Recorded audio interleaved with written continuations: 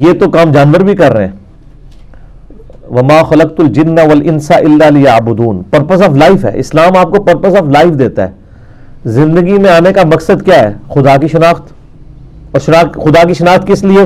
کہ اللہ تعالیٰ نے دنیا کی زندگی عارضی بنائی ہے، اصل زندگی آخرت کی ہے. لیکن اللہ نے پھر ساتھ ہی کہہ دیا بل تؤثرون الحیات الدنیا والآخرۃ خیر وابقی ان ھذا لفی الصحف الاولی صحف ابراہیم وموسیٰ. بلکہ تم دنیا کی زندگی کو ترجیح دیتے ہو، حالانکہ آخرت کی زندگی ہمیشہ ہے اور بہتر بھی ہے اور ہمیشہ رہنے والی ہے. یہی ایک کانٹے کی بات تھی جو اگلے صحائف میں بھی تھی، قرآن سے پہلے صحیفوں میں، چاہے وہ ابراہیم علیہ السلام کے صحائف ہوں یا موسیٰ علیہ السلام کے. تو دنیا میں آنے کا مقصد اللہ کی شناخت، اللہ کی معرفت ہے، اور دنیا کی زندگی کو عارضی سمجھنا، آخرت کی زندگی کو ابدی سمجھنا اور اس ابدی زندگی کے لیے تیاری کرنا. تو سر یہ تیاری جو ہے وہ ربو ہی نہیں ہو جائے گی خود بخود ہی. دنیا میں کوئی کام بھی اپنی نیچرل پیس پہ تو نہیں ہوتا اگر آپ نے اس کو منطقی انجام تک پہنچانا ہے، تو اس کے لیے پھر آپ کو ایفرٹ پٹ کرنی پڑے گی. تو یہ سر تلخ پہلو ہے، اسی وجہ سے تو ہم یہ کر رہے ہیں. یہ ہم نے فیلڈ کیوں اڈاپٹ کی ہے؟ آپ دیکھیں لوگ کہتے ہیں جی میٹھی میٹھی باتیں کریں، وہ دیکھیں جی طارق جمیل صاحب کو کتنی میٹھی باتیں کرتے ہیں. بھئی طارق جمیل صاحب تو صرف دین کی ایک جز کو ایڈریس کر رہے ہیں، جو معذرت کے ساتھ پورے ہاتھی میں سے ایک صرف دم ہے وہ،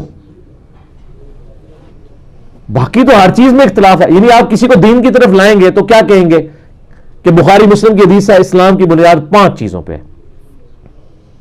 پہلی چیز تو ہوگی لا الہ الا اللہ محمد رسول اللہ. آگے اختلاف شروع. نماز قائم کرو، نماز کس طریقے پہ قائم کرنی ہے تو اس کا کوئی طریقہ ہے، اس میں اختلافات ہیں. پھر اس کی نیٹی گریٹیز ہیں، وہ تو ختم ہی نہیں ہوتی. تو سب پھر آپ سیریس لیں گے. اختلافی موضوعات کو سیکھنا ضروری ہے، اور یہ تو اختلافی موضوعات آپ کو میں ود ان ریلیجن بتا رہا ہوں. اگر آپ ایک انٹرنیشنل لیول کے اوپر دیکھیں پھر تو آپ کرسچینٹی اور اسلام کو بھی کمپیئر کر رہے ہوں گے، جوڈائزم کو اور کرسچینٹی اور اسلام کو بھی دیکھ رہے ہوں گے، ہندوازم ورسز اسلام، پھر ان کے وسوسے بھی ہوں گے.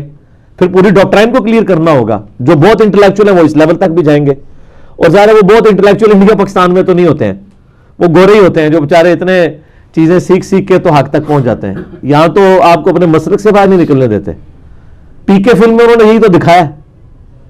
یہاں پہ کسی کے اوپر مصیبت آتی ہے نا یا پریشانی آتی ہے، کسی کی ماں مر گئی، جوان بیٹا مر گیا، باپ مر گیا، اور وہ پھر نیت کرتا ہے میں نے اب دین پہ چلنا ہے، تو اس کے محلے کی مسجد اگر بریلویوں کی ہے تو وہ ایک پریکٹسنگ بریلوی بن کے باقی زندگی گزارتا ہے. حالانکہ ہونا تو یہ چاہیے تھا کہ اب وہ دین کو سیکھتا اور اچھا مسلمان بنتا. وہ یہ سمجھتا ہے کہ اچھا بریلوی بننا اب یہ میری زندگی کا مقصد ہے، اور اگر وہ محلے کی مسجد جو ہے وہ دیوبندیوں کی تھی تو اچھا دیوبندی بننا میری زندگی کا مقصد ہے. اگر وہ اہل تشیع کی تھی تو اچھا شیعہ بننا مقصد ہے، اور اگر وہ اہل حدیث کی تھی تو اچھا اہل حدیث بننا میرا مقصد ہے. اچھا مسلمان نہیں، اچھا مسلمان بننے کے لیے تو آپ کو پہلے علم حاصل کرنا پڑے گا. اس لیے آپ دیکھ لیں کہ قرآن و سنت کی تعلیمات سینٹرڈ اراؤنڈ علم ہے. انما یخشی اللہ من عبادہ العلماء. اللہ کی معرفت صرف اہل علم کو ہے. اہل علم سے مراد یہ ڈگری والے نہیں، جو بھی علم حاصل کرے. علم حاصل کرنا ہر مسلمان مرد و عورت کے اوپر فرض ہے. حتیٰ کہ صحیح بخاری میں ہے بلغوا عنی ولو آیہ، پہنچا دو خواہ تمہیں ایک آیت ہی آتی ہو. پوری ڈگری کی ضرورت نہیں، ایک آیت بھی آتی ہے وہ بھی پہنچا دو. پھر آیا کہ قل هل يستوي الذين يعلمون والذين لا يعلمون انما يتذكر اولو الالباب. بھلا بتاؤ علم والے اور بغیر علم والے برابر ہو سکتے ہیں؟ نصیحت تو نہیں حاصل کرتے مگر علم والے. نبی علیہ السلام کو بھی جس چیز کی دعا سکھائی گئی ہے وہ یہ ہے قل رب زدنی علما، سورہ طٰہٰ کی آیت نمبر 114. اے نبی آپ بھی اللہ سے مانگا کریں کہ اللہ میرے علم میں اضافہ کر دے، میرے عشق میں، میرے جنون میں، میرے وجدان میں اضافہ کر دے. یہ تو کوئی دعا نہیں ہے، علم میں اضافہ کر دے. کیونکہ جو محبت، جو عشق علم کی بنیاد پہ ہوگا وہی صحیح ہوگا. اگر آپ علم کے بغیر رکھیں گے تو جن لوگوں نے اللہ تعالیٰ کے بارے میں غلط عقیدے بھی کلیم کیے ہیں وہ اللہ کی محبت میں ہی کیے ہیں. یہ وحدت الوجود کا جو عقیدہ ہے کہ جی ہر چیز ہی اللہ ہے، اللہ کے علاوہ کوئی چیز ایگزسٹ ہی نہیں کرتی، وجود حقیقی ایک ہے، باقی سب جو ہے وہ مزاج ہے، جو ہے وہ مجاز ہے. اب انہوں نے اللہ کی محبت میں کہا نا، وہ کہتے ہیں ہم مان نہیں سکتے کہ اللہ کے علاوہ بھی کوئی ہے، تو پھر وہ شرک کر گئے، مخلوق کو بھی خدائی بتا دیا، پینتھیزم کا عقیدہ آ گیا، ہماؤست کا عقیدہ آ گیا. حالانکہ توحید تو قدیم کو حادث سے الگ کرنے کا نام تھا، قدیم کہتے ہیں جو ہمیشہ سے، یعنی اللہ، حادث جو مخلوق، حادثہ، انسیڈنٹ. تو لیکن انہوں نے اللہ کی محبت میں کہا نہیں جی یہ پہاڑ بھی اللہ ہے، درخت بھی اللہ، یہ اللہ ہی نے روپ دھارا ہوا ہے. تو یہ عقیدہ اللہ کی نفرت میں رکھا گیا ہے، اس کی محبت میں، محبت میں. لہذا محبت میں بھی کوئی عقیدہ علم کے بغیر ہوگا فارغ ہو جائے گا. اسی لیے اللہ تعالیٰ نے پیغمبروں کو رول ماڈل بنایا ہے تاکہ اللہ کے بارے میں وہ عقیدہ رکھو جو پیغمبر بتائیں. مثنوی مولانا روم شریف کے اندر جو عقیدے ہیں وہ نہ رکھ لینا. او جی ایک بندہ سی جی وہ کہہ رہا سی اللہ میرے کو لائے میں تیری کنگھی کراں، میں تینوں نواواں، میں تیری کنگھی کروں، میں تجھے نلاؤں دلاؤں، کپڑے پہناؤں. تو حضرت موسیٰ علیہ السلام وہاں سے گزر رہے تھے تو حضرت موسیٰ نے اس کو ڈانٹا اور سمجھایا کہ اللہ کی صفات یہ نہیں ہے. وہ کہتے ہیں الٹا حضرت موسیٰ کو ڈانٹ پڑ گئی اللہ کی طرف سے. واہ جی، لوگ کہتے ہیں سبحان اللہ، لعنت اللہ، سبحان اللہ نہیں. اگر حضرت موسیٰ نے ایک نانگے پیر سے توحید سیکھنی ہے تو یہ کس کی کمزوری ہے؟ اللہ کی، حضرت موسیٰ کی نہیں. کیونکہ آن دا فیس آف ارتھ خدا کا ریپریزنٹیٹو کوئی نانگا ہوتا ہے یا پروفٹ ہوتا ہے؟ یہ تو اللہ تو یہ بتا رہا ہے نا، وَإِن مِّن أُمَّةٍ إِلَّا خَلَا فِيهَا نَذِيرٌ. کوئی امت ایسی نہیں گزری جس میں ہم نے کوئی پیغمبر ڈر سنانے والا نہ بھیجا ہو. اگر پیغمبروں نے نانگے پیروں سے دین سیکھنا ہے تو پھر یہ تو نعوذ باللہ اللہ کے اوپر حرف آتا ہے کہ وہ نہیں دین سکھا سکا. یہ سب جعلی واقعات، جھوٹے واقعات، پیغمبروں کو نیچا کرنے کے لیے اور بابوں کو اوپر کرنے کے لیے. تو لیکن آج کل بابوں کے بھی ابو جی آگے ہوئے ہیں مارکیٹ میں، آپ کو پتہ ہے نا کون؟ جو کہتے ہیں کہ نام ہے بابی، نام ہے بابی، میں ہوں مسلم، علمی کتابی. ہم تو انجینئرنگ کرتے ہیں کہ یا تو آپ بابوں کا دین مان لیں یا کتابوں کا مان لیں، یا اب آپ نے فیصلہ کرنا. اور جی حضرت موسیٰ علیہ السلام کو اللہ تعالیٰ نے کہا جی مجھے انسانی گوشت چاہیے. اللہ تعالیٰ نے انسانی گوشت کیا کرنا ہے؟ جس انسان سے انسانی گوشت نہیں، انسانی قربانی مانگی تھی اس سے بھی نہیں لی. سورہ صافات میں آتا ہے ابراہیم علیہ السلام کے سے مانگی تھی، وہ بھی ان کا امتحان تھا اور اس کی جگہ بھی مینڈا آ گیا. اس کے بعد حضرت موسیٰ علیہ السلام کتنے عرصے بعد آئے ہیں، ٹھیک ہے جی. ان سے اللہ نے گوشت مانگنا ہے تو وہ گئے، کسی نے نہیں دیا. ایک نانگا پیر بیٹھا ہوا تھا، انہوں نے کہا ایتھوں وڈ کے دیاں، ایتھوں دیاں، ایتھوں دیاں.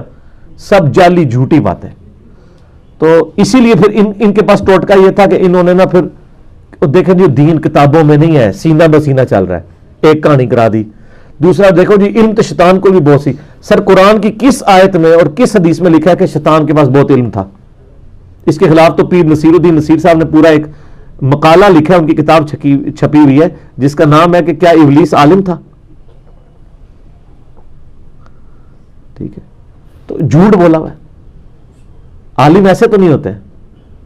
تو علم کو پھر کہا دیا علم بس کریو یار. نبی علیہ السلام تو یہ نہیں کہہ رہے. آپ نے اپنی وفات کے بعد کیا کہا کہ میں اپنے بعد 2 بابے چھوڑ کے جا رہا ہوں، کوئی 2 بزرگ چھوڑ کے جا رہا ہوں؟ نہیں، فرمایا 2 چیزیں چھوڑ کے جا رہا ہوں. المستدل الحاکم میں 318 نمبر حدیث کتاب العلم چیپٹر میں، ایک اللہ کی کتاب اور دوسرے اس کی نبی کی سنت. اس کو مضبوطی سے پکڑ لینا، کبھی گمراہ نہیں ہوگے صلی اللہ علیہ وآلہ وسلم. اور غدیر خون پہ صحیح مسلم میں اوپر تلے 4 حدیث ہیں 6225 سے 6228. 2 چیزیں چھوڑ کے جا رہا ہوں. اللہ کی کتاب ہے پہلی، وہ بھاری چیز ہے، اس میں ہدایت ہے، اس میں نور ہے. تم اللہ کی کتاب کو پکڑو، اپنا تعلق اس کے ساتھ مضبوط کرو. اللہ کی کتاب اللہ کی رسی ہے، جو اسے پکڑے گا ہدایت پہ ہوگا، جو چھوڑ دے گا وہ گمراہ ہو جائے گا. اور دوسری چیز میرے اہل بیت ہے، ان کے بارے میں تمہیں اللہ کا خوف دلاتا ہوں کہ ان کے ساتھ میرے بعد حسن سلوک کرنا. پکڑنے کا ان کو بھی نہیں کہا. اور یہ بڑی انٹلیکچوئل بات ہے. اگر نبی علیہ السلام کسی شخصیت کو پکڑنے کا کہتے ہیں نا تو صرف اپنے آپ کو کہہ سکتے تھے. لقد کان لکم فی رسول اللہ اسوۃ حسنہ.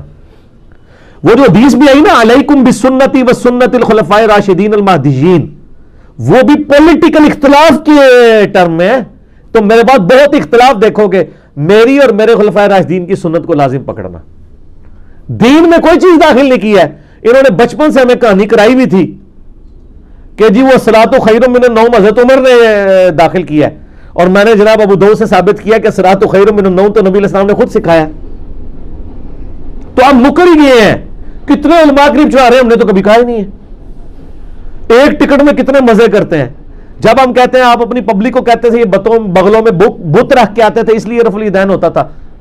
اب کہتے ہیں ہم نے تو کہا ہی نہیں، ہم پہ جھوٹا الزام لگا رہے ہیں. تو سر یہ جھوٹی عوام کس کی ہے؟ یہ کس کی جائز اولاد ہے؟ علمی اولاد جائز آپ لوگوں نہیں نا. ایک ٹکٹ میں 3 مزے کرتے ہیں، 4 مزے کرتے ہیں. جب اپنا مطلب بنے تو بولتے ہی نہیں ہے.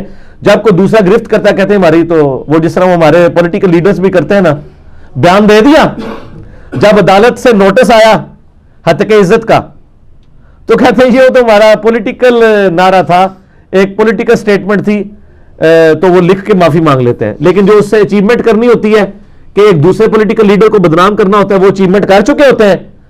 اور جو عدالت میں معافی نامہ ہوتا ہے وہ نہ اخبار میں چھپتا ہے اور نہ میڈیا کے اوپر آتا ہے کہ اس نے جھوٹ بولا تھا.